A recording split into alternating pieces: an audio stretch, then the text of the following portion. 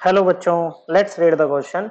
बच्चों क्वेश्चन में कह रहा है कि for a gaseous reaction the rate of reaction may be expressed in the units. देखो एक गैसियस रिएक्शन है, मान लेते हैं कि A gas goes to B gas, ये हमारी गैसियस रिएक्शन है बच्चों। ओके, कह रहे हैं इसका रेट ऑफ रिएक्शन हम किस यूनिट में एक्सप्रेस कर सकते हैं। अगर बच्चों देखो हम कंसंट्रेशन की बात करें, जैसे मान लो कि भाई इसका कंसंट्रेशन ए से शुरू हुआ था, ये शुरू में कुछ नहीं था बच्चों, जब रिएक्शन स्टार्ट नहीं हुई time t equal to t पे ये ए माइनस एक्स हो गया, कुछ घट गया होगा, इसका एक्स बन गया होगा। तो ऐसे में जो हमारा रेट ऑफ रिएक्शन होता है वो क्या होता है, वो होता है माइनस का d A over d t. D A मतलब change in concentration of A over d t. Minus का साइन क्यों लगाते हैं बच्चों, यहाँ पर रिएक्टेंट के साथ में ना माइनस का साइन लगाते हैं। क्यों? क्योंकि देखो इसका रिएक्टेंट का कंसंट्रेशन तो टाइम के साथ डिक्रीज करेगा, तो डी ए की वैल्यू नेगेटिव में आएगी बच्चों, तो रेट तो नेगेटिव में नहीं हो सकता, तो रेट को पॉजिटिव करने के लिए पहले ही बाहर नेगेटिव लगा देते हैं बच्चों। और इस हिसाब से जब कंसंट्रेशन की बात करते हैं तो कंसंट्रेशन हम यहाँ पर जनरली मोल पर लीटर में एक्सप्रेस करते हैं, और टाइम की यूनिट होती है बच्चों सेकंड। कितनी बच्चों? सेकंड। तो ये आ जाती है यूनिट आपकी मोल पर लीटर पर सेकंड बच्चों।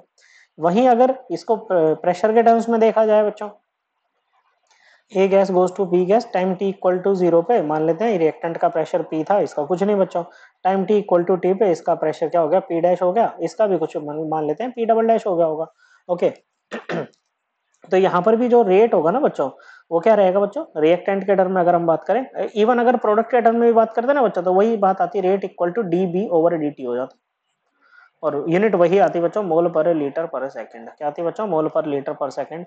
अब यहाँ पर भी अगर रेट की बात करें तो देखो रिएक्टेंट के टर्म में हमें फिर से बच्चों बाय द सेम लॉजिक हमें क्या लगाना पड़ेगा बच्चों, यहाँ पर यही लगाना पड़ेगा बच्चों, ये क्या बोलते हैं इसको, माइनस का साइन लगाना पड़ेगा बच्चों। तो ये हो जाएगा चेंज इन प्रेशर, प्रेशर पूरा इसलिए लिख रहा हूँ बच्चों, change in pressure of a upon d t is equals to d pressure of B